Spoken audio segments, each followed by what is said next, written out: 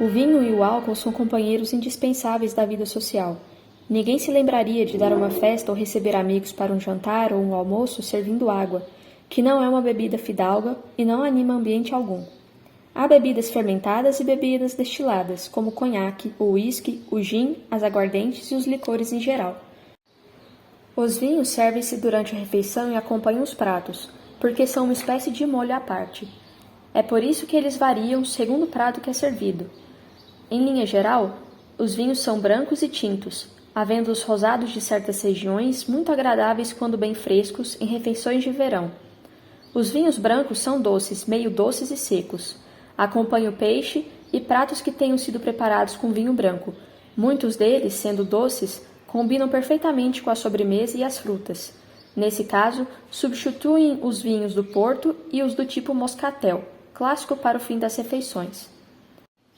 Os vinhos brancos bebem-se frescos ou bem frescos. Se for de grande classe, não convém que passem de uma temperatura razoável, pois o excessivamente quente ou o excessivamente frio tiram o paladar do que se bebe ou se come, como que anestesiando a boca. Os vinhos secos são os que dizem melhor com peixe, e devem vir antes do tinto, seja qual for a ordem dos pratos. Por isso mesmo, é indispensável que se organize o menu nesse sentido. Os vinhos tintos acompanham os demais pratos, carnes, ovos, aves e queijo. São servidos na temperatura normal, e nos dias frios, podem e devem ser aquecidos ao sol, minutos apenas, ou deixados durante algumas horas na sala de refeição para tomar a temperatura do ambiente. É a isso que os franceses chamam de chambre. Há vinhos tintos de muitas regiões e muitas datas. Os vinhos mais fortes devem ser bebidos depois dos mais fracos, como é de bom senso, sem o que os mais fortes prejudicariam o gosto dos mais fracos. Isso no caso de serem servidos 2 ou mais vinhos tintos, o que pode acontecer. Com os brancos, essa hipótese não surge. Com salada, nunca se bebe vinho, pois o vinagre dará cabo de qualquer vinho. O vinho rosado bebe-se bem refrescado nos dias quentes, podendo mesmo ser servido no começo ao fim da refeição. Se o vinho branco e o rosado não forem de muita classe, convém servi-los em temperatura bastante baixa, o que lhes disfarça a qualidade. O queijo melhora muito o vinho tinto, seja ele qual for. Pode-se servir cerveja em uma refeição, sobretudo ao almoço. Há pratos que pedem cerveja, digamos os pratos alemães, como as salsichas. O chucrute é preparado com vinho branco. Com ele serve-se cerveja ou vinho branco, à vontade de quem o come. Nos grandes jantares, e quando não se quer ter muito trabalho, pode-se oferecer champanhe do princípio ao fim. Nesses casos, o champanhe deve ser sempre seco. Quando servido somente na sobremesa, porque o champanhe é de fato um vinho espumante de sobremesa, pode ser meio doce, porque assim combina melhor com o que se come. Há pessoas que batem o champanhe tirando-lhe o gás. Se o gás do champanhe, que é natural, fizer mal a alguém, esse costume pode ser posto em prática. Nos demais, não. Que o champanhe é feito assim para ser servido assim aos que o suportam assim. O champanhe pode também ser servido como aperitivo. Nesse caso, é obrigatório que seja o mais seco possível. A esse tipo, os franceses chamam de brut. Sempre bem fresco. Os melhores aperitivos são o xerez, o madeira, nunca gelados ou refrescados, os vermutes e os quinados. Há tantos e tantas variedades que não seria possível mencioná-los aqui. Alguns desses aperitivos, como os vermutes e os amargos, podem ser misturados com água, sal ou sifão, gelo e uma casca de limão para ressaltar o gosto e cortar uma ponta de doce a mais que possam apresentar. O vinho do Porto, salvo raras exceções, deve ser guardado para a hora da sobremesa e nunca servido gelado ou refrescado. É doce demais para o aperitivo. Há ainda os chamados coquetéis, muito em voga e que devem ser bem preparados e dosados. Ninguém deve julgar se um barman nato ou achar que um coquetel é uma mistura descontrolada e improvisada de diversas garrafas só de um shaker. Como exemplo, vamos dar 3 receitas, que poderão servir de rumo certo para bebidas desse calibre. O mais famoso coquetel do mundo, o mais procurado e apreciado, é o Martini, que pode ser seco, meio seco ou doce. Martini coquetel extra seco, 3/4 de gin, 1/4 de vermute francês seco, 1 gota de angostura ou de laranja amarga. Mexe-se com um copo de vidro e com uma colher de pau, tendo antes colocado no recipiente algumas pedras de gelo. Se o gelo for colocado depois das bebidas, nunca o coquetel alcançará a temperatura indispensável.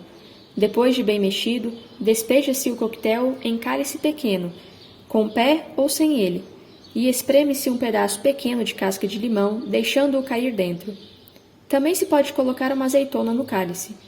Note-se que todo o coquetel deve ser bebido rapidamente, sem o que se aquecerá e o coquetel quente é sempre ruim. Martini coquetel meio seco. Meia medida de gin, 1/4 de vermute francês, 1/4 de vermute italiano. Segue-se o mesmo método de preparo, colocando-se no fundo uma cereja ou uma azeitona, segundo o gosto pessoal. Martini coquetel doce.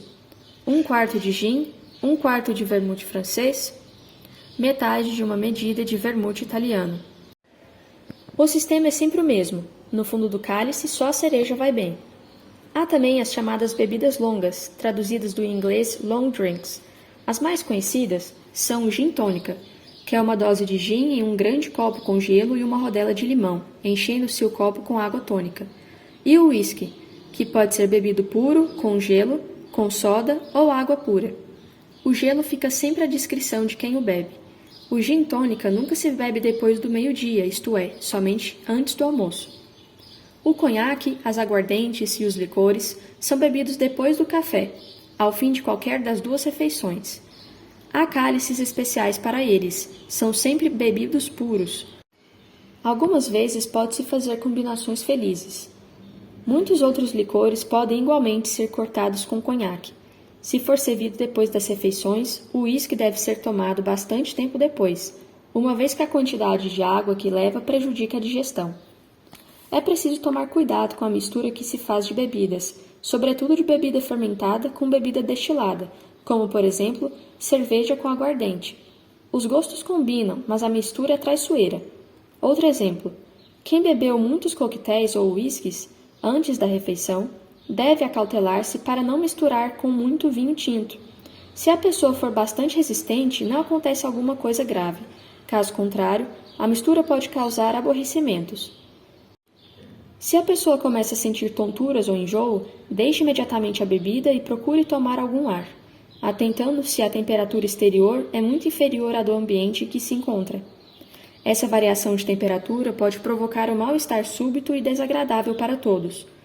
Um copo com água gelada com suco de meio limão pode ser eficiente.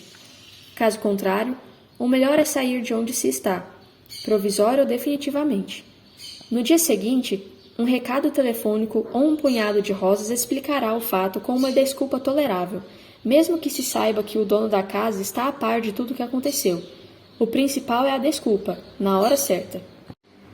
Se alguém bebeu na véspera mais do que esperava, não se assustará com a dor de cabeça na manhã seguinte. Para evitá-la, basta um copo de leite antes de deitar-se ou mesmo de água. Se quiser, há comprimidos aliviantes e de alto efeito. Se na véspera não se lembrou de um preventivo, resta combater o mal. Há remédios em quantidade, caseiros ou não, e, sobretudo, existem os médicos amadores que recomendam milhares de fórmulas infalíveis. Os comprimidos ainda fazem efeito. Um copo de leite com uma colher de conhaque, batido com bastante gelo, é agradável ao paladar e de bom efeito. A nutrição também é aconselhável, pois o alimento ataca a acidez que o álcool provocou na véspera. Agora um conselho: nunca recuse todos os vinhos em uma refeição. Lembre-se de que o dono da casa os escolheu e os preparou para dar satisfação aos convidados. Ao menos um deles tem que ser bebido, mesmo que apenas alguns goles. Os aperitivos e os digestivos podem ser recusados. O fígado tem costas largas e ninguém ousa contrariá-lo, nem com ele discutir. Não é difícil abrir uma garrafa de tampa metálica. Há abridores especiais. Mesmo assim, quando se tratar de uma garrafa de água muito gaseificada, o modo mais adequado é segurar com a mão esquerda o fundo da garrafa, conservando-a com uma inclinação de 45 graus, para impedir que a força do gás lance a água para fora. O calor da mão tem a faculdade de reter a expansão do gás, sobretudo se a garrafa for segura em posição oblíqua e não vertical. Uma garrafa de vinho tem sua técnica. É preciso cortar a cabeça da parte de metal que cobre o gargalo da garrafa, sem retirar o colarinho. somente a parte de cima, horizontal, deixando intacta a parte que reveste as paredes da garrafa. Tirada apenas essa parte, a rolha é extraída pelo saca-rolhas, limpando-se, então, o topo da garrafa com um guardanapo. Isso quer se trate de vinho branco, quer de tinto. Tudo quanto há de mais errado é extrair toda a cápsula metálica de uma garrafa. Uma garrafa aberta deve ser bebida toda, sobretudo se for de vinho tinto. No dia imediato, ela será imbebível. O vinho branco, voltando à geladeira, resiste ainda até o dia seguinte, ou mesmo um pouco mais. O mesmo se dá com o vinho do Porto, ao qual o oxigênio é prejudicial. O xerez tem mais coragem e a garrafa sente menos a ação do oxigênio. Os álcoois destilados podem ser abertos e bebidos ao correr dos dias. Quando se serve champanhe, deve-se usar um balde com gelo, mesmo que o champanhe tenha sido gelado na geladeira, porque é no balde que ele toma sua verdadeira temperatura. O balde deve ser bastante alto para que o gelo cubra o pescoço da garrafa e ao gelo deve-se misturar água que envolve melhor a garrafa. Para abrir a garrafa, retira-se o arame que segura a rolha. Depois, sempre mantendo o metal na parte inferior do pescoço da garrafa, com um guardanapo, torce-se a rolha de um lado e do outro para que se solte da parte interna do gargalo, e fazendo esse movimento várias vezes, a rolha deixa a garrafa vagarosamente, sem estouro e sem que a espuma e a parte do líquido entornem. Pode-se, por brincadeira, tornar a rolha um tanto solta, até que saia de repente, mas cuidado com o líquido, que é precioso. Em matéria de copos, o vinho do Rena é servido em copos de pé alto, o vinho branco em copos pequenos, podendo ser ou não de cor, o vinho tinto sempre em copo branco, o conhaque e os licores em copos balão, sem necessidade de serem enormes. O champanhe serve-se em taças ou em copos muito altos em formas de copos de leite, de flor, e hoje dificilmente encontrados. Estes recipientes levam a vantagem de deixar o champanhe menos exposto ao ar na superfície, conservando mais longamente a temperatura baixa. Não havendo uns nem outros, um copo não muito grande também serve. É mais aconselhável servir mais vezes em copos menores, porque assim o champanhe é sempre degustado mais frio, o que é indispensável.